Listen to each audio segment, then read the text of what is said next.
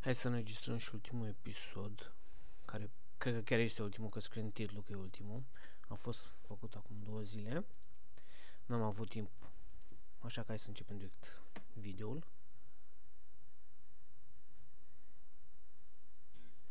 Hei, bună tuturor, eu sunt Andra Gogan și astăzi v-am pregătit ultimul episod din How to Become Popular in High Sper School. că Acum sunt în Italia și filmez acest intro chiar din camera de hotel și sper tare mult să vă placă ce v-am pregătit. Felicitări câștigătoarelor concursului cu share-ul pe Facebook, Elena și Bianca, pe care o să le vedeți chiar în episodul de astăzi. ia să vedem cine e. Vreau să vă reamintesc că dacă vă place acest episod, nu uitați să dați și voi un like și... Parcă văd că sunt niște fetițe de 10-12 ani. Deci, hai să începem! Din episodul de data trecută. Oh, shit. Sper că v-a plăcut la întâlnire, nu? Sigur nu-ți va părea rău. De la Teo? Poate chiar mă place. L-așteptai cumva pe Teo? Sărăcuță de ea. Și după cum știți, avem un concurs foarte tare.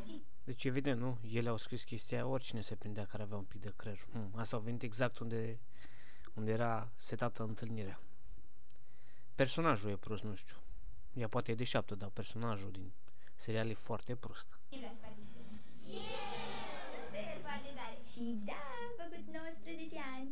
Începe să-mi placă din ce în ce mai mult de Teo. Și totuși m-a lăsat baltă la mica întâlnire. Au venit fetele la exact când erai tu la întâlnire. M-au Da. făcut tare fericită. Băi, cât de tare. Ce-am făcut? Nu mai contează. Hai, nu pleca. Uite, tu mi-ai pus trandafir în bancă și scrisoarea și tu le-ai trimis pe fetele alea în parc. Mi-am făcut iluzii. Bă, nu, n-am făcut nimic din toate astea. Pe bune? Ok.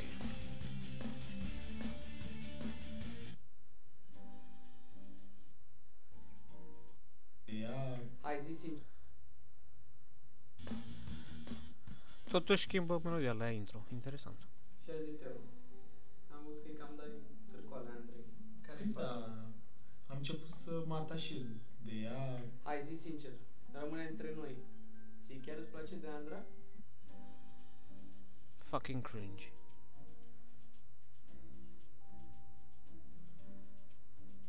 Ce se întâmplă? Sincer, chiar îmi place mult de Andra. Dar să mai zici, rămâne între noi.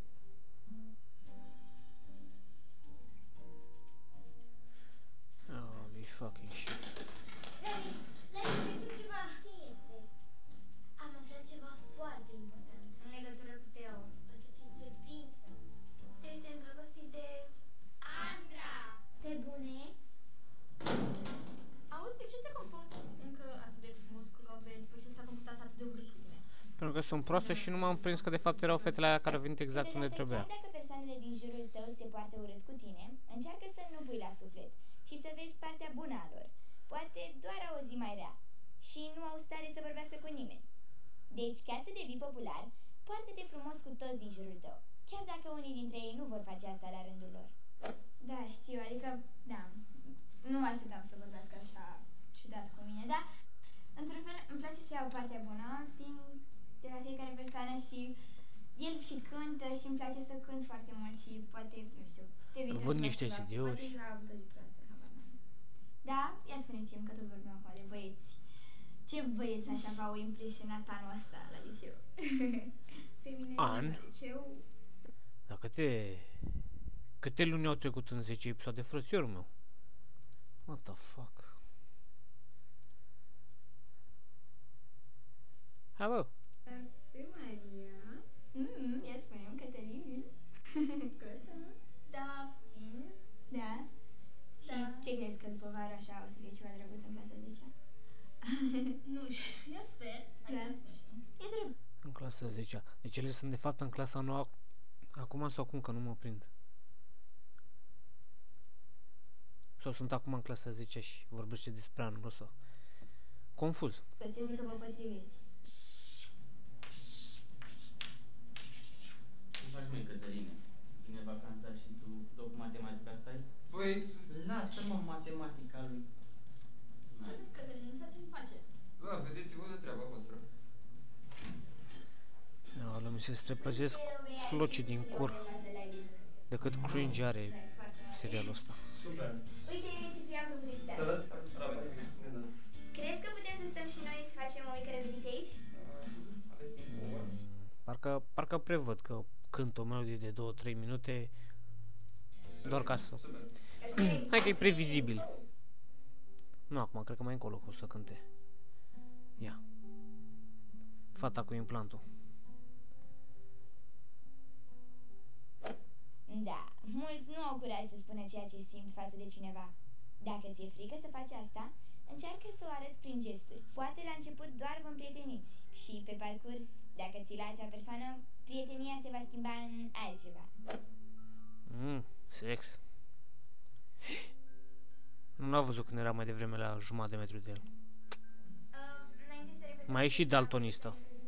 Da, sigur. Mioapă. Ia.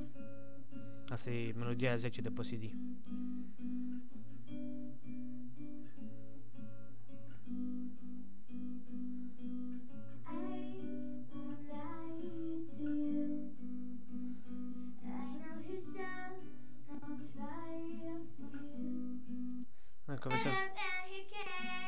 Dacă vreți să ascultați melodia, vă uitați la video. Eu n-am chef. Ia zi, Alexe, nu ți-a plăcut ție de nicio fată semestrul ăsta? Bă, eu sunt homosexual, eu mă fut în cur cum să-mi placă mie fetele. Am văzut așa pe Ioana, e drăguță. Cine e Ioana? Păi și nu faci nimic pentru chestia asta? Păi mă gândeam, dar e mai complicat, că e cu fetele rele și...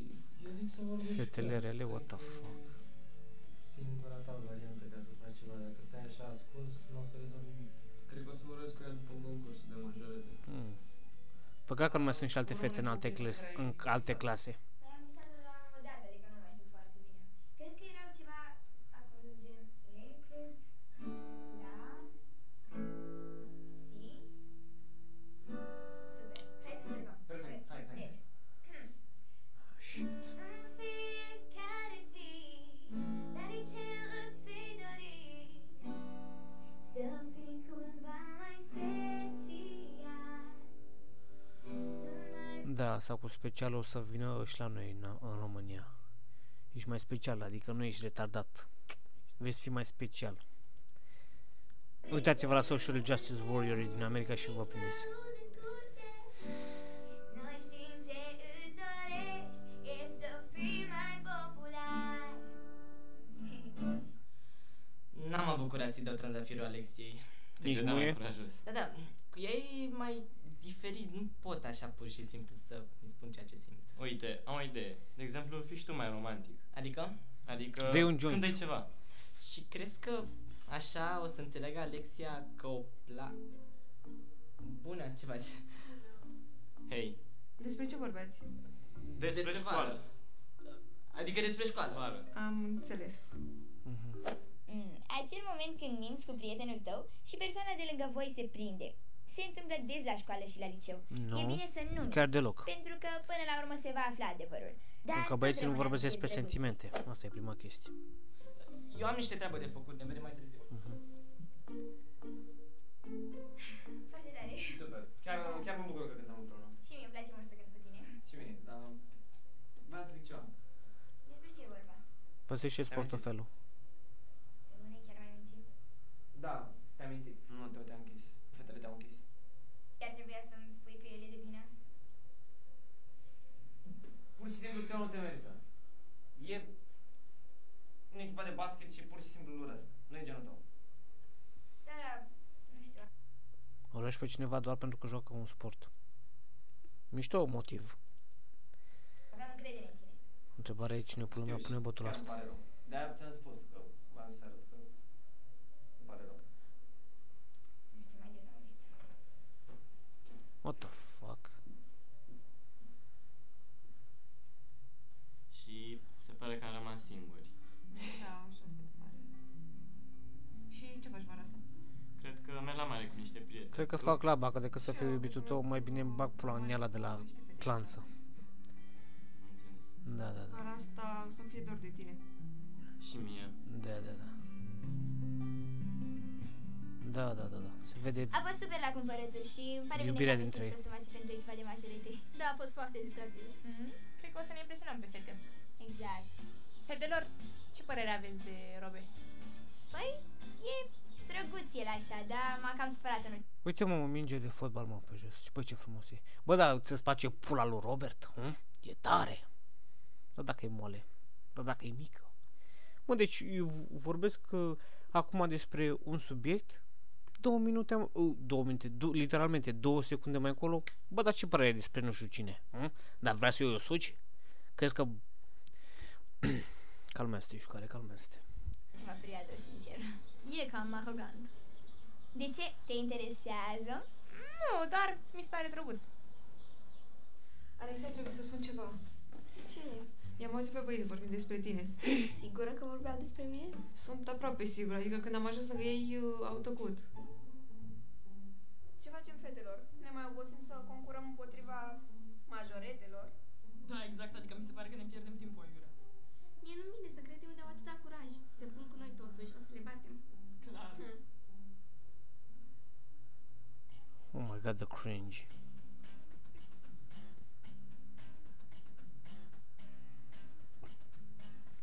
Dar se schimbă cam des melodiile din episod. Se întâmplă ceva?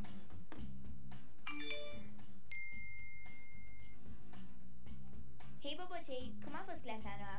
Bârfe peste bârfe. Știu, anul ăsta am lăsat-o mai moale. Dar cine știe ce se va întâmpla la anul? Să aveți o vară minunată. Și nu uitați, aveți grijă ce faceți. Eu sunt peste tot.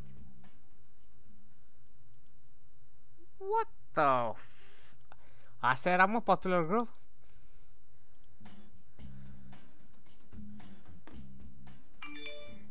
Asta e Popular Girl. Hei, bobocei, cum a fost Ok, hai că mă crede lumea prost. Este mă un pic open. New window, no. Open new tab. Ia mă, hai mă. Hai tătică. Hai să ne mai tomăm la episodul 1, că poate sunt eu prost. Hai tati, hai. How to be popular making of.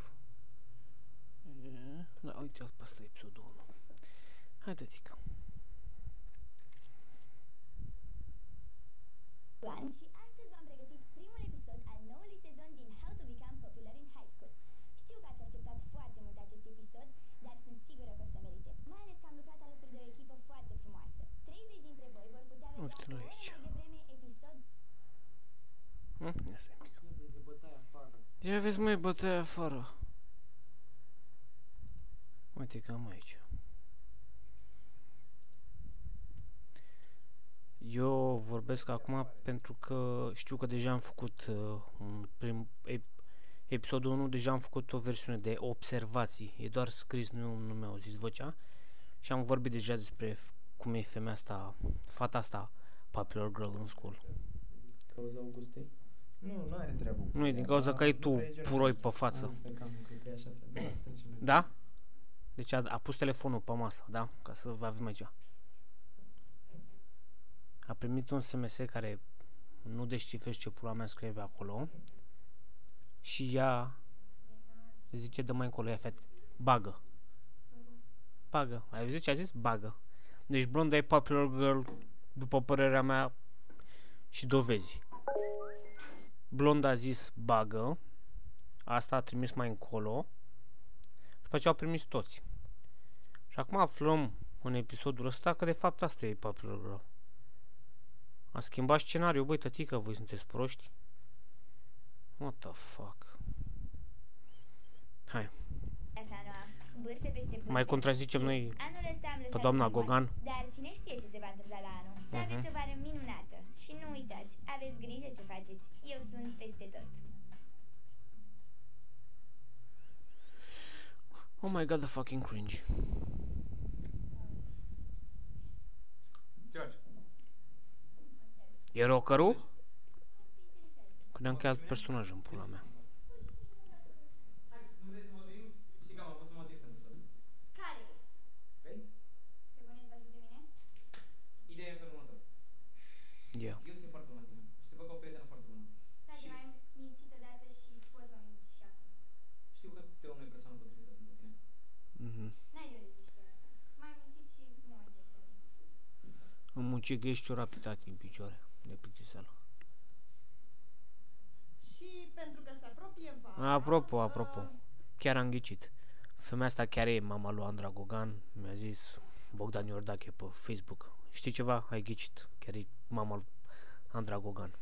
Yay! Vreau să vă rog să Onoarea nu vieții stați mele. în vacanță să mai și citiți, să vă relaxați, să vă faceți prieteni noi.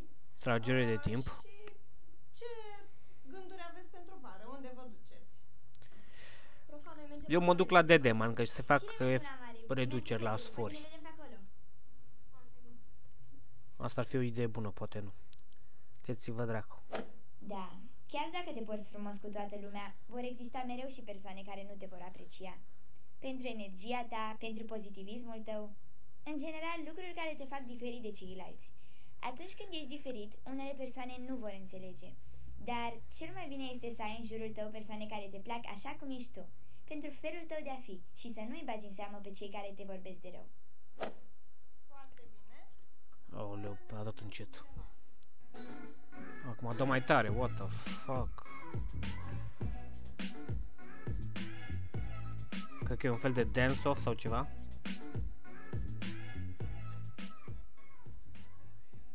Ce frumos dansează fetele! Astea sunt câștigătoarele. Da, cred că ambele încep să dansa la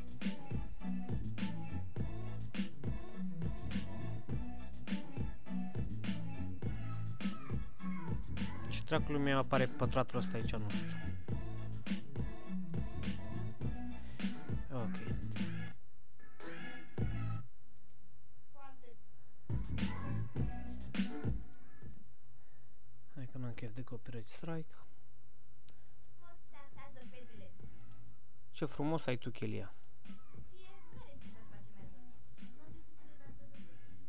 Da, cred că ambele încep să dansa la veci.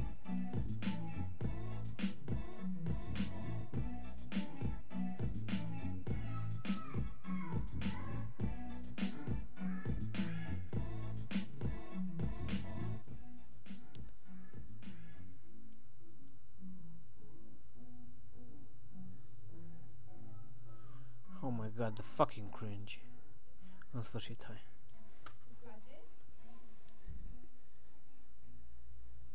Cum s-a părut concursul de majorete? Ce echipă ți-a plăcut așa mai mult? Bă, a fost ok, dar chiar am... A fost atât de ok încât nici măcar n-am fost în sală. Ia, atât de ok a fost. Hai să nu mai uităm o dată. Vedeți? Nu este nimeni în spate, pe bănci pe astea. A fost ok, mă. Cum s-a părut concursul de majorete? Ce echipă ți-a plăcut așa mai mult? Bă, a fost ok, dar chiar am plăcut echipa Ioanei. S-a descurcat bine. Nu știu ce să zic, mi-a plăcut echipa Andrei, a fost o echipă mai unită, fetele s-au descurcat foarte bine, coreografia a fost foarte... Cum adică unite? Că la sfârșit au dansat doar două fete. Adică liderul de la grupul ăla, liderul de la grupul ăla. Unde este unirea? Prea multă logică. Da. Ție chiar îți place de Andra. Hei, ce faceți? Hei, Despre ce vorbeați? nu Nimic contează. important.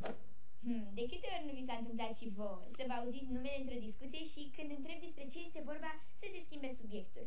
Faptul că lumea te vorbește pe la spate, cum se mai spune, poate să fie și un lucru rău și un lucru bun. Dar dacă știi să te bucuri de fiecare lucru pozitiv din jurul tău și să iei partea bună din fiecare lucru negativ, atunci vei fi cea mai fericită persoană și nimic nu te va mai doborî. Chestii de basket. Păi, mi s-a părut că mi-am auzit numele. Nu, doar ți s-a părut, nu. Alex, poți să mă lași puțin cu Teo? Vreau să vorbesc ceva cu el. Sigur. Acum, frate, ne auzim noi. A, deci ăsta e Teo? Ok.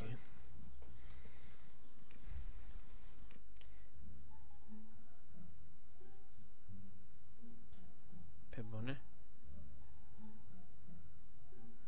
E, și fata aia de unde venea? De la Vegiu? Că ar fi un pic ciudat, adică dulapul ei este la cealaltă clasă? Că ai văzut că a filmat-o cu venea de la 1, 2, 3 uși mai încolo în pula mea. Ca de obicei edita mai dulapul și gol de tot. Păi, am vorbit cu E la Robert maxim? și, de fapt, m-am cam certat cu el.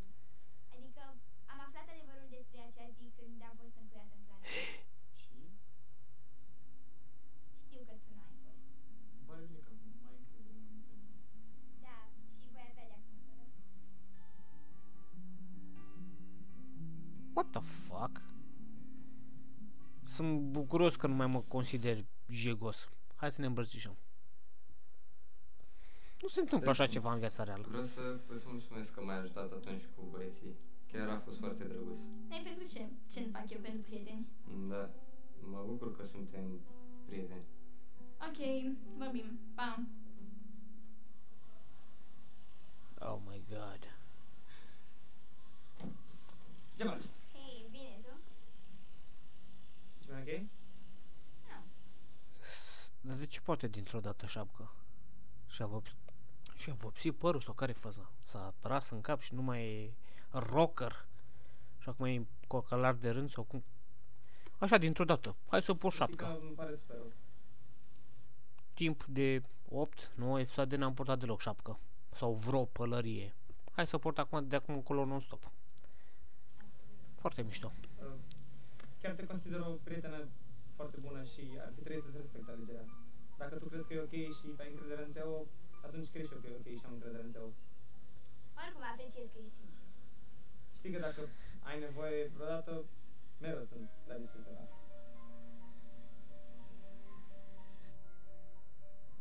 Oh my fucking god. Ah, hei, bună, ce faci? Hei, eu am o vedere foarte mică. Eu văd doar la 5 cm în față. Chiar nu te-am văzut cum ai apărut dintr-o dată. Oh my Pare god. bine că ai venit. Am o surpriză pentru tine. Aha. Măcar dacă venea din spatele lui. Oh my Că te-am văzut pe stradă, sau poate doar mi s-a părut. Acum te văd în orice fată, îndrăgostit deși n-am vrut. Oh Cred că te-am my god. auzit la radio, Cred că e aia de știu la n-am prins de Smiley. la început. Acum te aud în orice cântec, îndrăgostit deși n-am vrut. Nu știu ce mi-ai făcut, Da, e că m-a durut și Smiley. n-am putut. Aoleu. Mi-a fost și fric și cald deodată. Eu n-ascult muzică Dragostea românească adevărată. nici dacă mă decapitează statul Nu islamic. știu ce mi-ai făcut, că m-a durut și n-am putut. Apropo, pentru cei care nu știu, aia cu cai vers pe perețea lui Smiley e furată. Auzi mai că mai melodia la Romantic FM. Melodia e un fel de reggaeton sau ceva de genul. E o melodie latino în orice caz. Da, deci melodia lui Smiley, cai vers pe pereți e furată. Numai că nu mai dă aia de la Romantic FM melodia. Să nu uitați chestia asta. Cai vers pe pereți e furată. Și fric și cald deodată. Eu n-acuz, Dragostea adevărată. doar că am auzit melodia.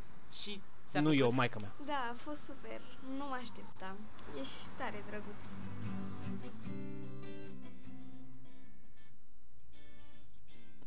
Băiatul pare plăpând.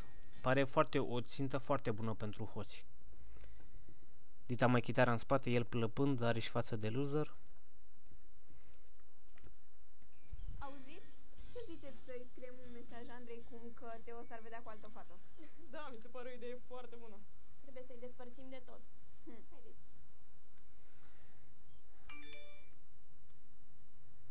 Acum, Ce? Teo place pe Ioana? S-au sărutat? Nu pot să cred. Ce? wow, cât de naivă e fata asta. A zis cineva ceva. Pun botul. Sper că ai înțeles ce vreau să spun. A zis un jegos că ordonanța 13 e legală. Pun botul, mai rog ca curvele pe autostradă. Cam asta e și teorema aici. A zis cineva ceva? Gata, am Ce pus faceați botul aici? ca și târfele de pe autostradă. Hai să mergem. Hai. What the fuck? Ăsta nu era înainte acolo. Vezi? Nu era în spate. A primit mesajul cu... Ce? Teo place pe Ioana? S-au sărutat? E fucking Nu shit. pot să cred. Ce? Nu contează. Trebuie să plec. Sper că ai înțeles ce vreau să spun. Da. De ce s-au dat în spate înainte să plece? What Ce the fuck? faceți aici? Nimic. Hai să mergem. Hai. Ce faceți aici? Nimic. Ok, hai să mergem. Sens, logică, dă-le dracului. Hei, ce faceți? Uite și pe ea în spate. Dar câte lume vine. Bună, ce faceți? Mama, parcă s-au întâlnit toți, ia? Ce bine îmi pare că sunteți toți aici și că ne-am adunat așa. Adică, nu știu, vreau să vă spun că anul ăsta a fost super pentru mine la liceu, că a fost primul an cu voi și m-ați făcut să mă simt foarte bine. Și până la urmă să fii popular nu e atât de important, ci E mult mai important să fim prieteni și chiar să Oh fim, my așa? god. Ai chitară? Da, Dă și mie puțin. Uite că tot se apropie vara și gen la anul de-abia o să ne mai vedem. Ok, hai să mai facem. Vreau să scriem o piesă foarte tare, se numește Ne vedem în septembrie și poate cântați cu mine? Ia să vedem. 1, 2, 3. O iertat din drum e plin de culoare. Escucha-me din clepsidra ta să ascult nisipul de mare. Escucha-me, tu ai fost dragul meu în nopțile amare.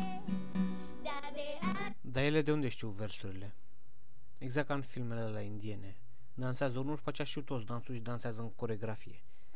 De unde știu melodiile? De unde știu melodia asta, fetele? Ok, să zicem că ea a compus melodia. De unde știu ceilalți melodia? Sau e o melodie, vă menționați cu muzică românească nici dacă mă decapitează. Că majoritatea sunt hoții furăciuni. Hello? să ascult nisipul de mare. Escucha-me, tu ai fost dragul meu în nopțile amare. Dar de azi sunt dependent de doar de soare. Ne vedem în septembrie. Astea trei zâmbesc, asta vrea să moară.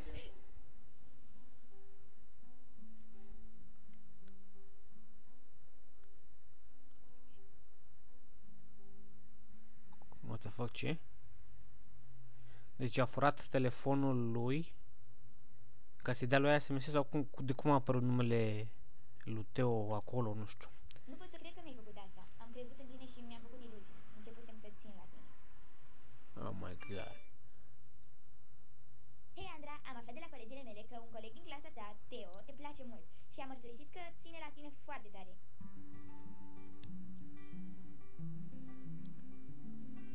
Oh my god.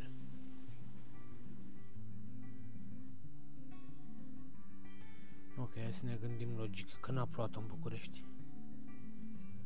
Ca să înțelegem când a fost filmat și cât a durat să editeze videoul. Parcă acum 2 săptămâni, nu? Hai că editează destul de repede videourile. Se întâmplă ceva? Teo, Așa, hai. Teo.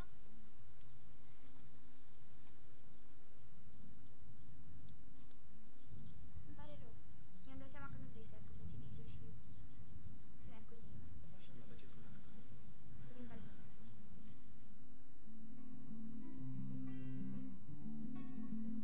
Sperăm să mai fie și episodul sezonul 3 ca să ne mai râdem și noi. 3 minute jumate de blooper.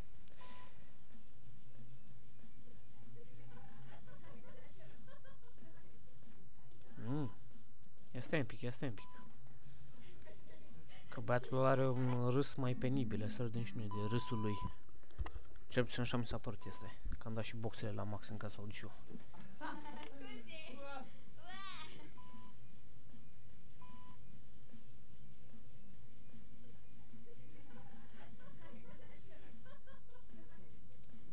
Ce râs de fetița are asta.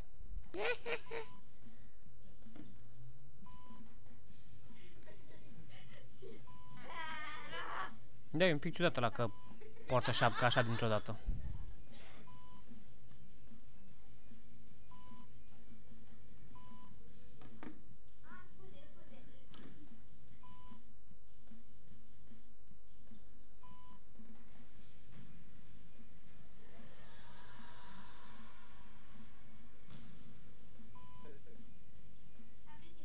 Deci câștigătoarele au apărut pentru, cred că, nu cred că exagerez, 5 secunde. Dar nu vreau să fac așa, am făcut la mișto. Băi, e bine, în 3 zile a făcut 170.000 de vizualizări. Deci cam asta e, nu știu, plictisitor. Literalmente, acum câteva minute a fost faza cu... Eu dacă aș fi în locul ăsta nu m-aș băga cu o astfel de fată. Acum crede ce spun eu, pe aceea crede că o mint. Pe aceea pune botul la orice jegos care are telefon. Wow! Ar trebui să mai mă uit la documentare, la ceva, că simt că am mai devenit mai prost uitându-mă la asta. Cam asta e, cel puțin sezonul 2. N-am văzut în viața mea un serial să aibă un sezon de 10 episoade, dar hai. Cel puțin avea 16. De exemplu, cum e The Walking Dead. Are 16 episoade pe sezon. 10 n-am văzut nicăieri. Formatul ei, ce să spunem. Abia a început școala de 3-4 episoade, de 9 episoade, gata, în al 10-a deja e vacanța de vară. The fuck.